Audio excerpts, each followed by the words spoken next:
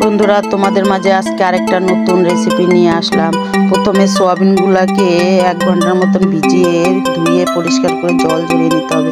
তারপরে লবণ, গোলমরিচের গুঁড়ো, লঙ্কার গুঁড়ো, আদা রসুন বাটা, কর্নফ্লাওয়ার দিয়ে সুন্দর করে মাখিয়ে রেখে দিতে হবে।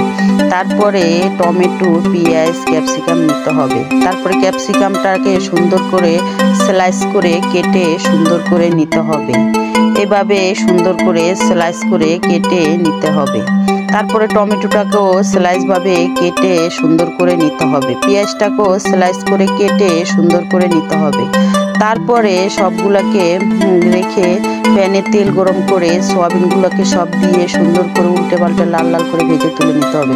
তারপরে পেঁয়াজ, ক্যাপসিকাম, টমেটো দিয়ে সুন্দর করে ভেজে আদা রসুন বাটা, তারপরে সয়া সস, গোলমরিচের গুঁড়ো, তারপরে টমেটো সস দিয়ে সুন্দর করে নেড়ে চেড়ে তারপরে সোয়াবিনগুলোকে দিতে হবে।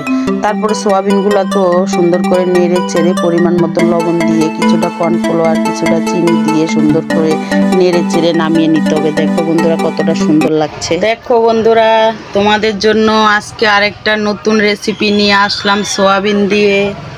দেখো, চিলি সোয়াবিন। তোমরা খেলে বুঝতেই পারবা না যে এটা চিকেন দিয়ে হয়েছে নাকি সোয়াবিন দিয়ে হয়েছে।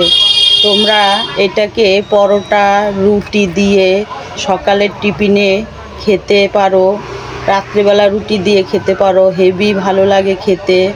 খেয়ে দেখেছি, হেভি ভালো হয়েছে। তোমরাও এভাবে বাড়িতে বানাতে পারো।